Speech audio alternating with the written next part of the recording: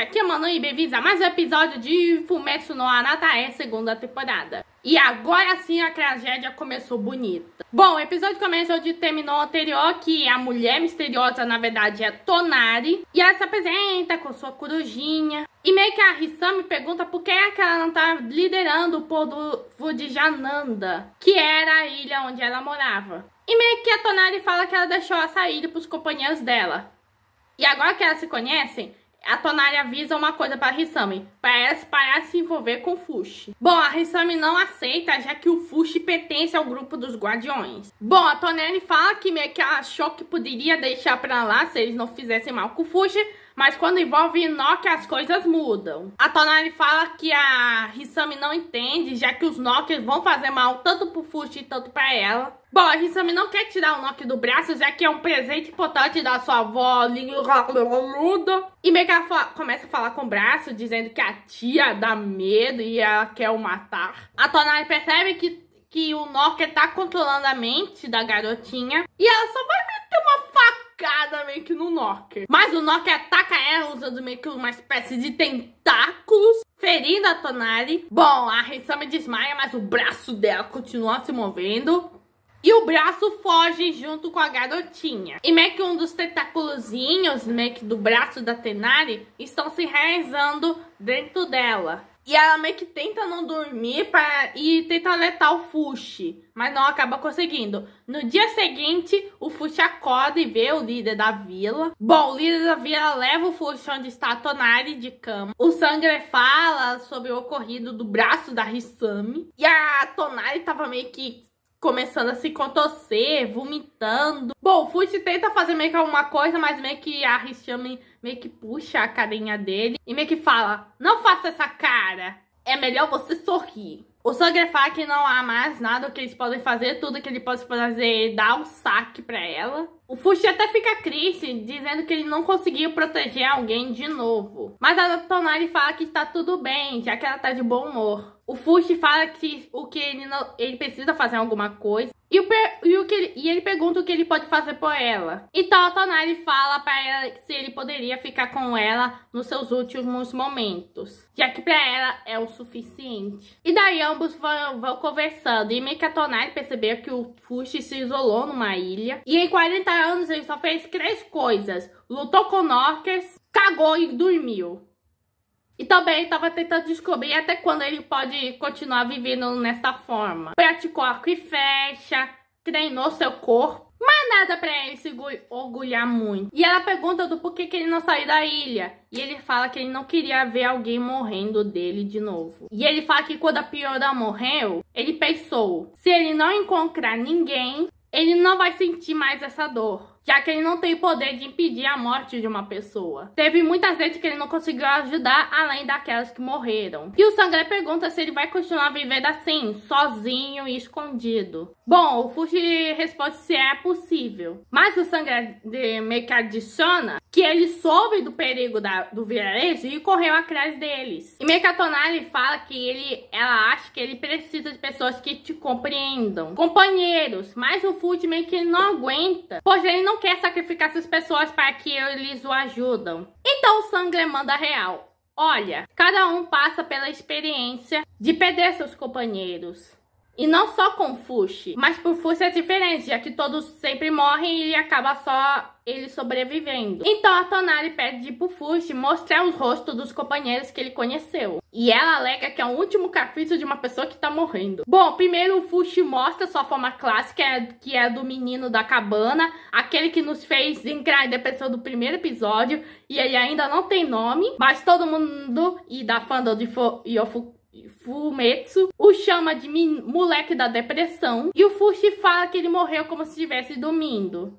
E depois ele conheceu a Marte. Ela o cuidou como quando ele nem sabia o que ele podia fazer. Depois ele falou da Paroma, que conhecia a Marte e a protegia desesperadamente. E ambas foram mortas pela Hayashi. Depois ele apresenta o Gugu, que conheceu Itaku na Arra. Ele lutou junto com o Fushi dos Knockers, mas por conta disso, acabou roubando o Shin, o irmão mais velho dele, que era o corpo dele. Mas o Gugu tinha outra família, como o velho da pinga e a Rian. E meio que enquanto ele contava isso, ele meio que começava meio que a chorar, já que essas pessoas morreram. Depois ele foi a Zanara, onde conheceu a Tonari, o Sander, o Oroi, a Mia e a Upa. Que esses últimos 3 morreram no ataque dos Knockers. E o Fushi logo percebe que essas 2 pessoas estão vivas e estão bem na sua frente. Então a Tonari pergunta o que foi a Tonari pra ele. E o Carota ainda nem percebeu que está na frente dela. Bom, o Fushi falou que ele sempre achou desagradável. Mas ela trouxe companheiros que lutaram com ele. E hoje ele é muito grato a ela. E ele não acha tão desagradável ela agora. Então a mulher,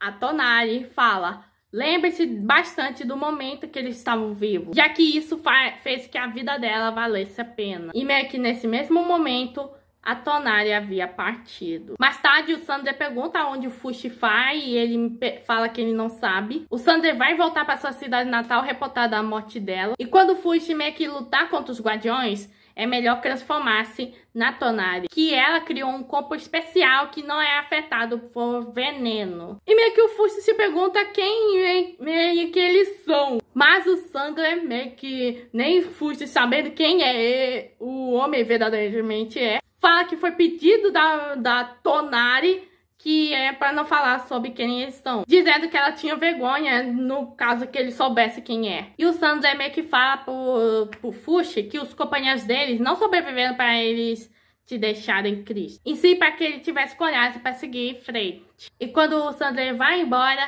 ele se pergunta inconscientemente para Tonari se ela se arrepende de algo enquanto ele chora. E daí, depois que ele se transforma meio que na mulher, ele percebe que é a Tonari. E daí o Fushi lembra da fala do Sander que muitas festas são melhores do que uma só. Então o Fushi decide agora que ele vai buscar companheiros. Bom, eu achei essa morte da Tonari bem emocionante. E também bem importante pro Fushi, porque ela mostra pro Fushi que é difícil lidar com a perda dos companheiros. No caso do Fushi, ele é mortal e seus amigos são mortais. Mas também é difícil ficar sozinho, já que no fim precisamos das pessoas. Bom, o Fushi não quer ir no lugar onde meio que a pessoa, e meio que o criador dele fala: ó, boa notícia, porque tem 2 lugares que você não consegue ir, e é onde lá que os Knockers estão atacando. E meio que o Fushi: como isso é burro? Bom, o criador já manda a real que ele não tem mais desculpas para ele se isolar, já que não importa que o Fushi esteja, os Knockers sempre vão atacar as pessoas. Então o Fushi pergunta o que eles querem fazer meio que nesse mundo. Então o criador fala que ele imagina que eles têm inveja do Fushi. O criador fala que ele não controla a mente e não consegue sentir o que eles pretendem. Mas o Fushi tenta refutar dizendo que ele consegue controlar a Cobra e que é ele que devia parar os Knockers. E meio que o criador: se é assim que você pensa, então eu deveria você fazer isso agora mesmo. E o Fushi só fica por pistola com o criador, já que ele não ajuda ninguém. E daí a coluna da Hisoba aparece. E meio que ela fala que ela não se lembra de nada. E que só o Knocker meio que a trouxe em direção ao Fushi. Então o Fushi decide logo tirar o braço,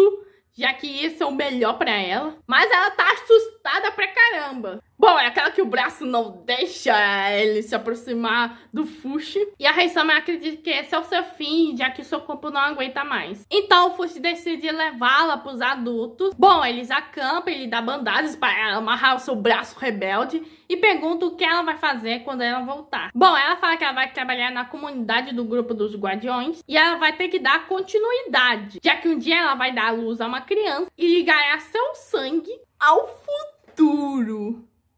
E meio que já que é a última vez que ela vai ver o Fushi, ela deseja fazer uma coisa, que é a mesma coisa que a Hayase queria. Ela quer o filho do Fushi. Eu queria denunciar um rolê errado aqui.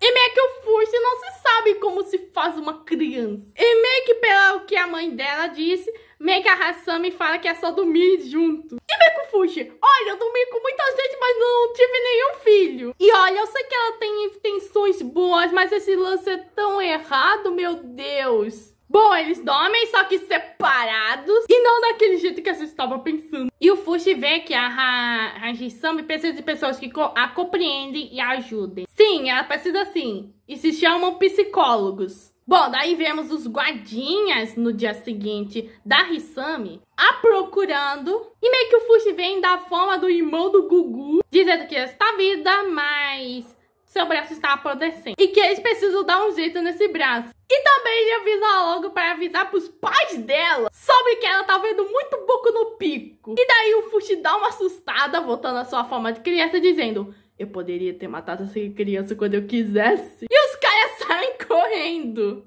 E vem com o criador: mais tarde pode vir seu filho com a Hisami. E o Fushi só fala ele pra calar a boca. Então o criador só dá uma sugestão pra ele ir pra cidade logo. Então o Fushi vai pra cidade. Daí Fushi come meio que franguinhos e começa a dormir numa cama bem luxuosa. Bom, ele agora está em busca de companheiros, mas não significa que ele deixou de ficar inseguro quando expôs as pessoas em perigo. E meio que pela experiência do Fushi, quando ele parava em um lugar, o Nokia apareceria em até 7 dias. Nossa, tá parecendo a Samara, hein?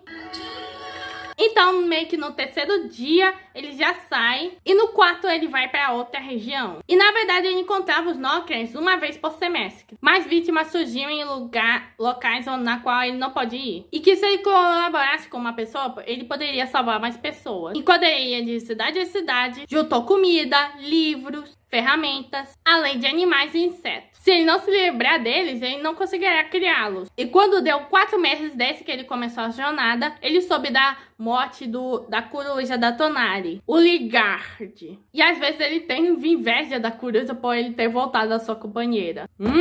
Fushi, o que é isso? Tá com ciúmes? Bom, a busca de companhias dele não dava certo. E mesmo que ele encontrasse alguém que compreenda, não conseguia seguir em frente ao pensar que ele precisaria ver a morte dele. E daí o azar dele abate na porta dele de novo. E ele encontra a Umi, a vice-líder do grupo dos Guardiões. E agora estão recrutando fiéis para o continente de Rena. E meio que ela mostra a bandeira, que é um sinal que essa cidade está pronta para um ataque de Knockers. E provavelmente os ditadores lutarão com eles, conosco, para meio que os Knockers. Mas o Fushi pergunta se isso não seria um ato de traição por conta do Knocker do braço.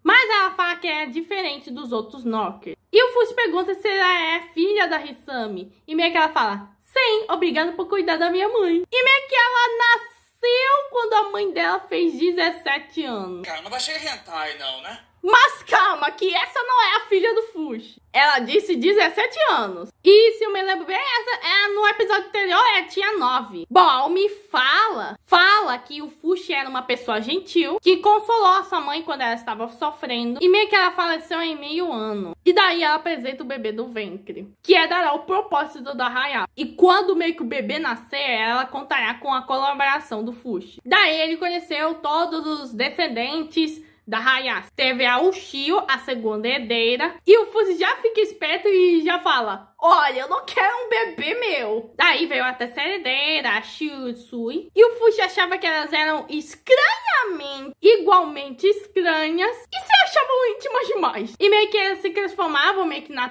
E então o Fushi se transformava na Tonari, pra mostrar que essa aí já tem dono. Ou seja, ninguém mexe com o homem da Tonari, não. E meio que vemos o Fushi gordinho, já que os guardiões matavam os Knockers pra ele. E daí, uma noite, o Fushi estava dormindo enquanto lia um livro de culinária e costura. Aí, o Fushi conhece o sexto herdeiro, Carraco. E pra felicidade do Fushi, pra nós, ele nasceu homem. Graças a Deus. Bom, esse episódio foi emocionante com essa morte da Tonari. E o Fushi só percebendo depois que ela morreu. E também teve essa onda de descendentes da Tonari. E esse, por último, o Carraco, sendo um homem, talvez não apresente nenhum problema. E também mostra que essa reflexão que precisamos de companheiros, precisamos das pessoas às vezes. E meio que tudo que tá dando a entender é que no próximo episódio vai aparecer o personagem dublado pelo Joe. Bom, esse foi o segundo episódio da segunda temporada de To Your Eternity. Se inscreva no canal, ative o sininho e compartilhe. Que Manu, tô busy, fui.